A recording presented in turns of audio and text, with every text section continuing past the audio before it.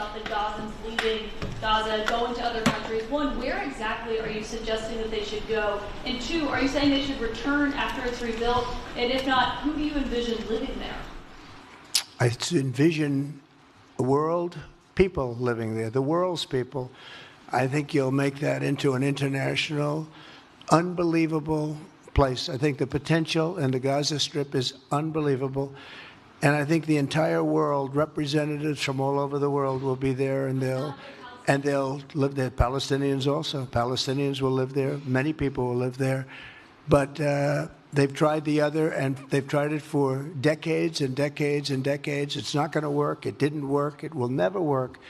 And you have to learn from history. History has, you just can't let it keep repeating itself. We have an opportunity to do something that could be phenomenal. And I don't want to be cute. I don't want to be a wise guy, but the Riviera of the Middle East, this could be something that could be so bad. This could be so magnificent. But more importantly than that is the people that have been absolutely destroyed that live there now can live in peace in a much better situation, because they're living in hell. And those people will now be able to live in peace. We'll make sure that it's done world class. It'll be wonderful for the people. Palestinians mostly we're talking about. And I have a feeling that despite them saying no, I have a feeling that the king in Jordan and that the general president, but that the general in Egypt will open their hearts and will give us the kind of land that we need to get this done. And people can live in harmony and in peace. Thank you all. We have no home. For those who want to send them to a happy, nice place, let them go back, to their original homes inside Israel. There are nice places there, and they will be happy to return to these places.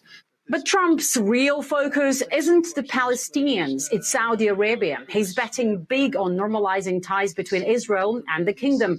He even claimed the Saudis do not require a Palestinian state for a deal. But just hours later, Riyadh shot that down. Are the Saudis demanding a Palestinian state? No. Are the Saudis demanding a Palestinian state? No, they're not. The Kingdom of Saudi Arabia reaffirms its unequivocal rejection of any infringement on the legitimate rights of the Palestinian people, whether through Israeli settlement policies, land annexation, or attempts to displace the Palestinian people from their land. This unwavering position is non-negotiable and not subject to compromises.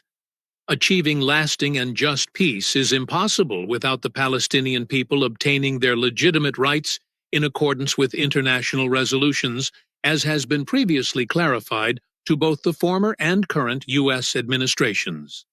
Clearly, there are some obvious disagreements, right? Now, here's where things get interesting. Some experts think this whole Let's Move Gazans plan might be nothing more than a bargaining chip, a way to push Saudi-Israeli normalization. A deja vu moment back in 2019, Trump and Netanyahu floated West Bank annexation and a so-called deal of the century, only to quietly drop it for an agreement with the United Arab Emirates. Could history be repeating itself?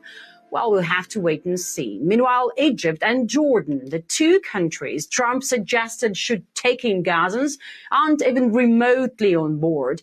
They've outright rejected the idea of displacement and land grabs, but their responses, I have to say, have been notably measured and balanced, perhaps not wanting to risk U.S. financial aid.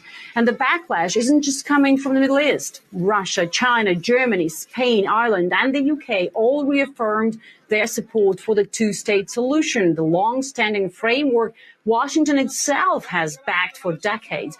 The idea, Gaza should be part of a future Palestinian state alongside the occupied West Bank. And China, once eager to play a role in brokering regional peace, has firmly come out against Trump's plan. Let's take a listen. China always believes that Palestinians governing Palestine is the fundamental principle of post-conflict governance in Gaza. We oppose any forced relocation of Gaza residents and hope the relevant parties will take the Gaza ceasefire and post-conflict governance as an opportunity to bring the Palestine question back on the right track.